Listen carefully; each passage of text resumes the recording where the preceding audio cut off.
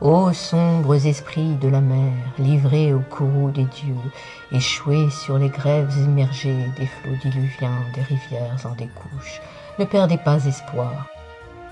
Pour la 3e fois consécutive, un petit groupe d'irréductibles blogueurs, les 4, non les 5 moustiquaires, vient de défier avec succès les Grégores collectifs, en prouvant que la connerie ne l'emportait pas toujours sur tout. Spero Patronum, sus aux détraqueurs. Ce mois-ci, sur Eclabox, nous avons décidé de nous évader et de vous emmener avec nous en voyage.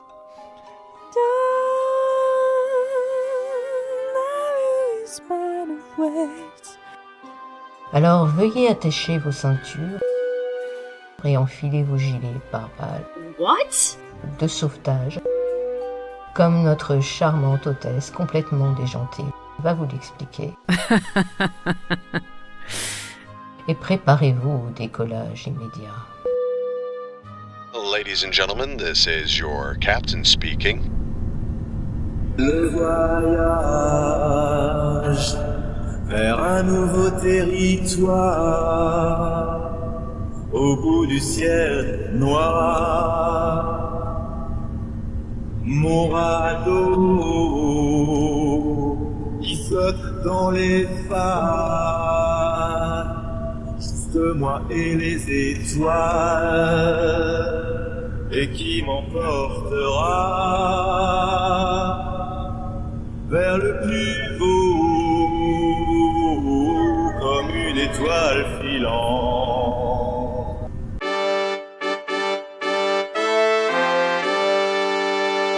Voyage au bout de l'ennui. Tout d'abord, si nous faisions la lumière sur les origines de la chose, histoire de savoir dans quoi nous nous embarquons. Nous avons omis de vous préciser que notre hôtesse souffrait du mal des transports et qu'il n'y avait pas de pilote à bord en raison d'un mouvement social indépendant de notre volonté. Donc, le mot voyage serait issu du latin via, tout court, chemin, voie, route, qui, au premier Léontier, aurait donné naissance à viaticum, provision de route, et viaticus, relatif au voyage.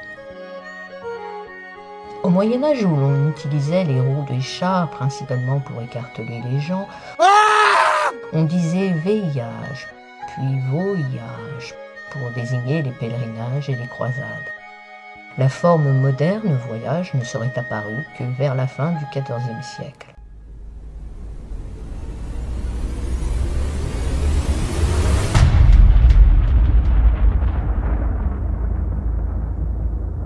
Le voyage se définit par tout déplacement d'un lieu à un autre et par extension d'un état de conscience à un autre.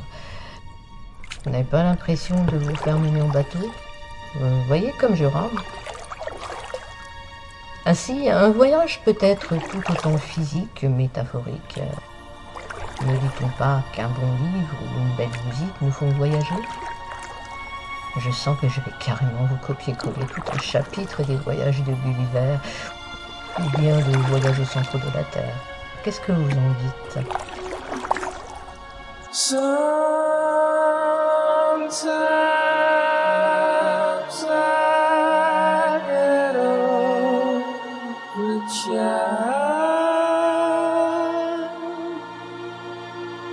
That's when you cease by.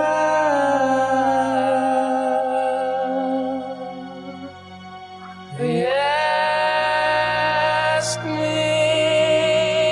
where the hell I'm going,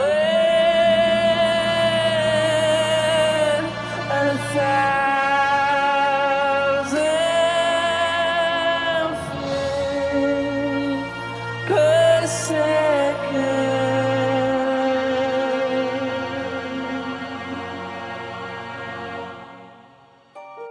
Voyageurs ou touristes ? Comme le disait l'écrivain britannique J.K. Chesterton, Le voyageur voit ce qu'il voit, le touriste voit ce qu'il est venu voir. Ce qui nous amène à la question à 1000 $. Mais que voit le voyageur? Et qu'est venu voir le touriste, hein? Vous ne savez pas? Ça tombe bien, moi non plus. En fait, je pense qu'en allant voir du côté de chez Proust, il pourrait nous aiguiller, nous mettre sur la voie ou sur les rails si vous préférez.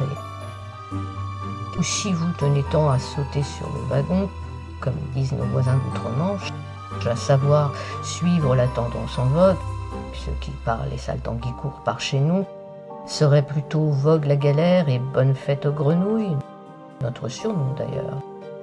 Ce bon vieux Marcel écrivait donc que le véritable voyage de la découverte ne consiste pas à chercher de nouveaux paysages, mais à avoir de nouveaux yeux.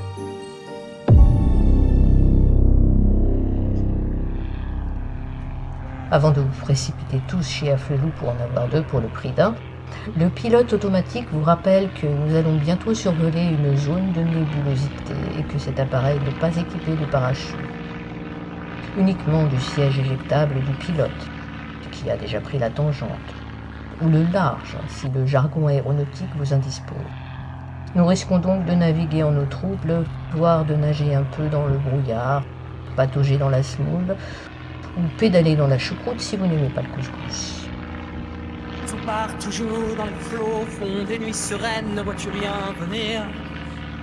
Les naufragés et leurs peines qui jetaient l'encre ici et arrêtaient d'écrire. Toucher, couler. J'imagine que ce départ en vrille sur les chapeaux de roue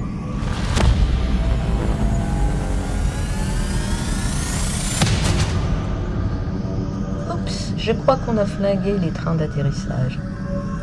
Vous a mis la tête à l'envers et qu'elle est maintenant comme une montgolfière. Bien fait. Il serait sans doute judicieux de lâcher un peu de lest et de nous laisser planer à milieu, la tête dans les nuages, le temps que nous amérissions. Si vous vouliez l'unir, il fallait prendre un vol intersidéral, pas un vol planique.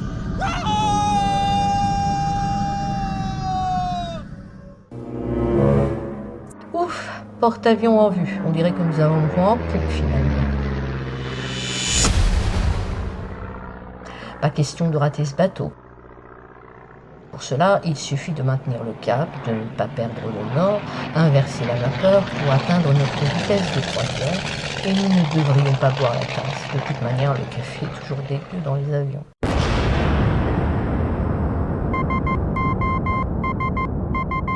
Mayday, Mayday! On s'en fout si on est en joie. Je retire ce que j'ai dit. Le vent a tourné. Le manche s'est fait la malle dans la manche. Les valises dans la soute aussi. Et c'est moi qui me les coltine sous les yeux. Quelle mine de tétéré. Mayday, Mayday. Ce n'est pas un porte-avions. J'aurais dû aller jeter à fond. C'est Titanic, oh misère.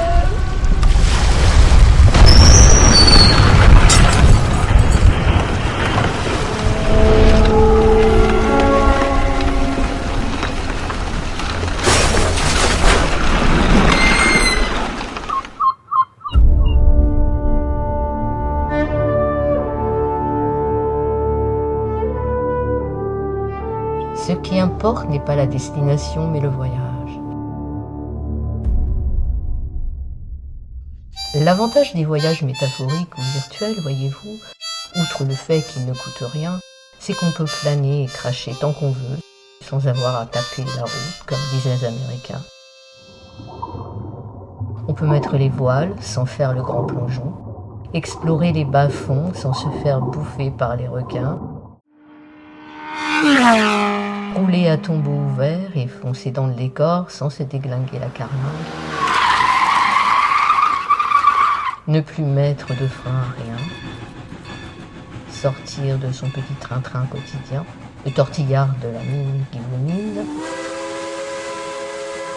Mener un train d'enfer et dérailler à loisir.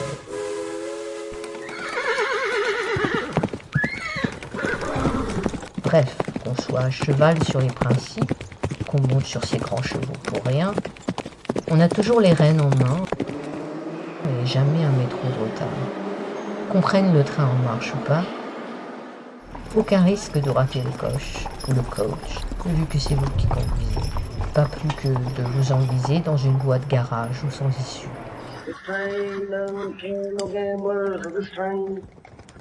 This train don't carry no gamblers, this train. This train don't carry no gamblers, you be the horse and the this train is bound to go in this train.